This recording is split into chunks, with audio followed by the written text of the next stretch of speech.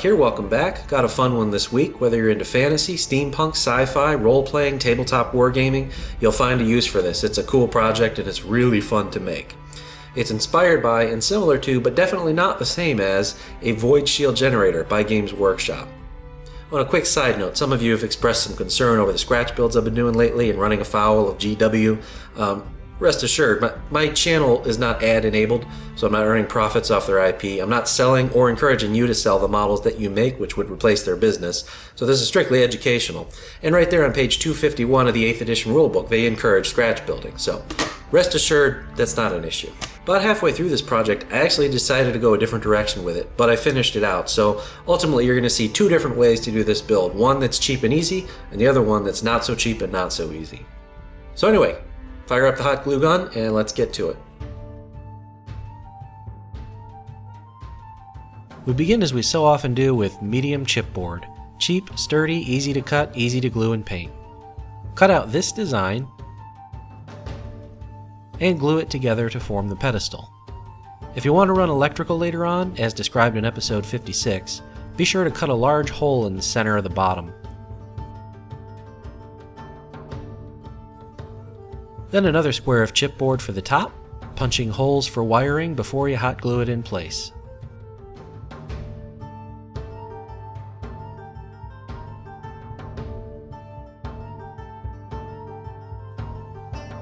Now we're going to make 4 large gears, which are going to be 2.5 inches across from tooth to tooth. First, cut some 1/4 inch wide strips of chipboard.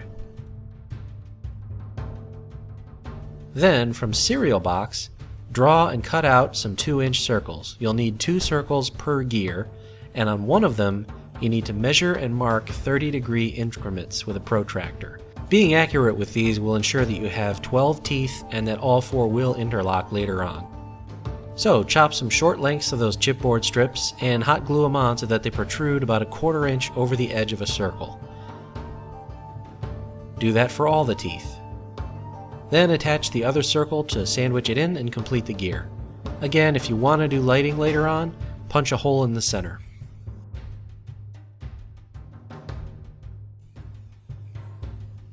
Now, just as we did back in episode 77 with our Gothic buildings, it's time to decorate the pedestal using K'NEX, Lego Technic parts, leftover sprues, bottle caps, and other doodads to give a great steampunk flavor.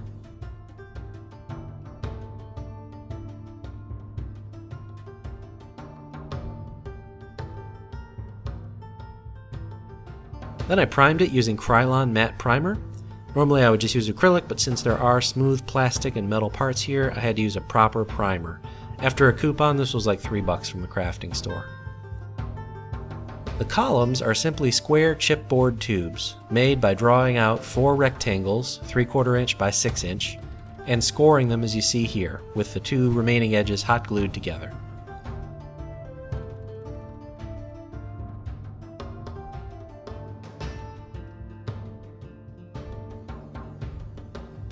Then these are glued to the gears, which in turn are glued to the pedestal. Now, dry fit these parts before you do any of that hot gluing. You need to check for a few things. Number 1, make sure that the gears' teeth are going to interlock, all 4 of them. 2, make sure that the assembly of 4 gears is centered on the pedestal once they're all interlocked. And 3, make sure that the square tubes are attached to the gears such that one of their faces is facing the center of the pedestal, like you see here. That's so that we have something to attach to later on. In fact, you should probably attach the tubes last. I don't know why I did it this way. Now let's pause. It was at this point that I decided to go a different route with the project, but I figured I'd come this far, so I might as well finish up. So that's what we're going to do. Finish this piece as planned, but then stick around because we're going to rewind and do some very cool alternative methods.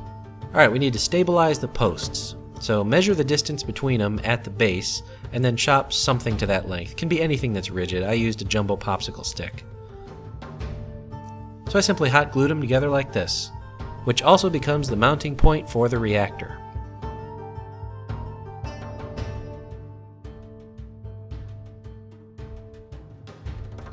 So a circle of chipboard and attach a bauble to it. And then another square chipboard tube, scored and glued just like the posts were, only this one is bigger. Hot glue it to the underside and decorate it too.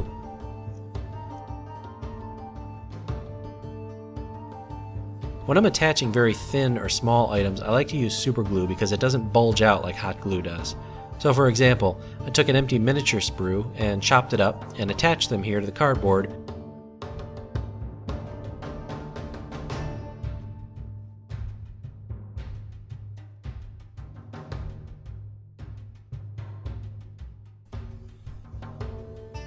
Primed up and black bombed. Painting kept it really simple. 3 metallic paints, just the cheap craft store brands. 1 copper, 1 gunmetal, like a dark silver, and then a brilliant shimmering silver. For the base and for the reactor, I did a heavy overbrush of copper.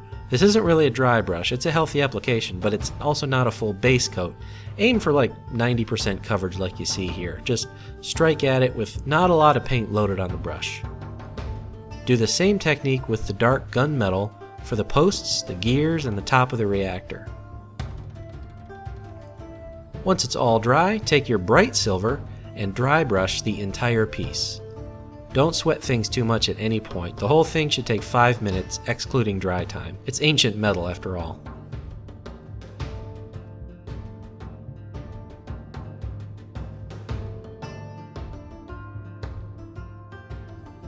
For the Tesla orbs at the top, I have these glass beads that you often use as a decorative vase filler. You can find them near the floral stuff in the crafting store. It's usually a sack of them for like $3. Just hot glue one to the top of each post.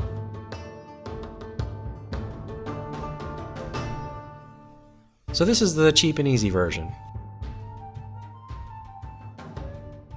Let's step back and try out some other things. Now what happened was, I was surfing the Warhammer 40k Terrain and More Facebook group and saw a mod by a clever guy named Matthew Bain. I had to do it, so I asked him if I could include it and he said sure. And here's his secret. These battery-powered snowing LED light poles. Now these are not available in the US, so I had to order international from Festive Lights. Your mileage may vary. But the idea here is that these will be the 4 posts, with the 5th one going up into the reactor. As for gears, I searched high and low and could not find a 2-inch gear. So I modeled one up and printed it with my 3D printer. There's a link in the description below to download the STL file. If you don't have a 3D printer, just make the gears like we did earlier with cardboard. We also need something at the top of the pole in which to mount the Tesla orbs. So you could simply wrap some cereal box around it to make a cylinder, maybe attach a gear and then paint that. Cheap and easy. But again, I figured while I was doing this I would take the opportunity to model something up and print a custom piece, so that's what I did.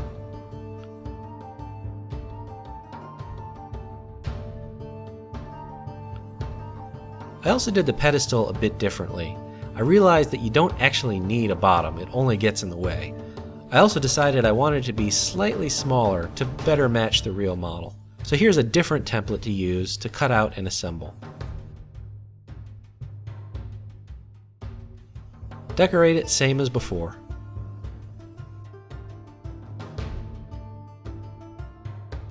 On the top, I measured out and marked where the center of my gears need to go and cut holes for the light poles to go through.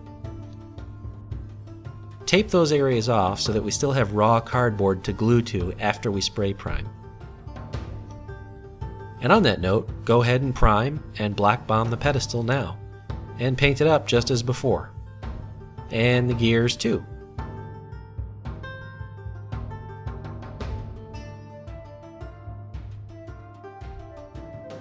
And the pole toppers too.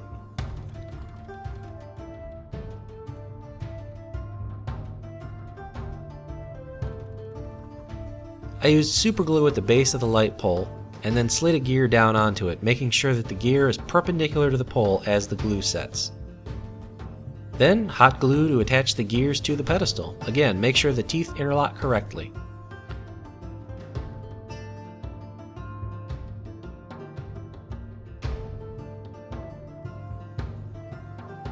Take a moment and secure all that loose wiring to the interior of the pedestal using hot glue.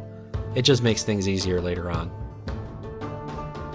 Also, secure the middle pole in place using a ring of hot glue from underneath. inside the pedestal. But notice that it's lower than the other 4. You want it to be as low as possible while still leaving enough room for the battery pack later on. Slide on the pole caps and inject a bit of hot glue to secure them. And then put on your Tesla orbs. I actually, by total coincidence, happened to find some blue marbles in my bits box, so I hot glue these on. But I also found some clear acrylic spheres on Amazon, so I'll throw a link below for those as well.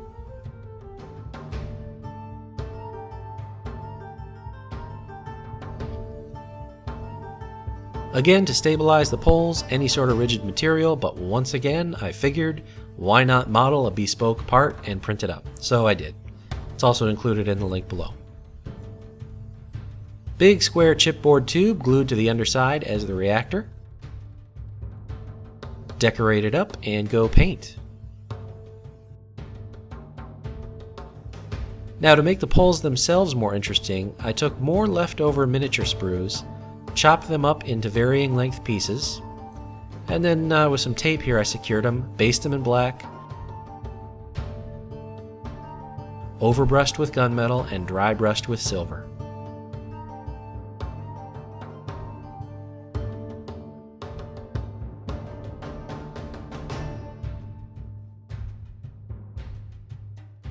So to attach the reactor, a blob of hot glue on the top of the middle posts, then slide the reactor onto it.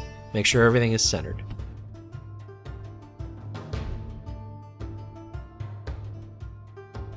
Once it's cooled, just a few dabs of super glue to attach each of the 4 posts.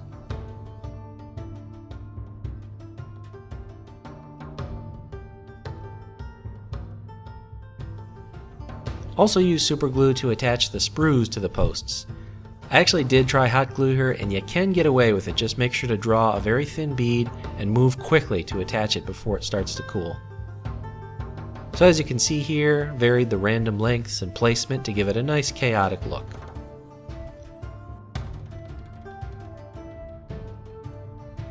Lastly, for the top platform, a chipboard circle, in my case 55 millimeters in diameter, and some kebab skewers and toothpicks because that gives us 2 different thicknesses.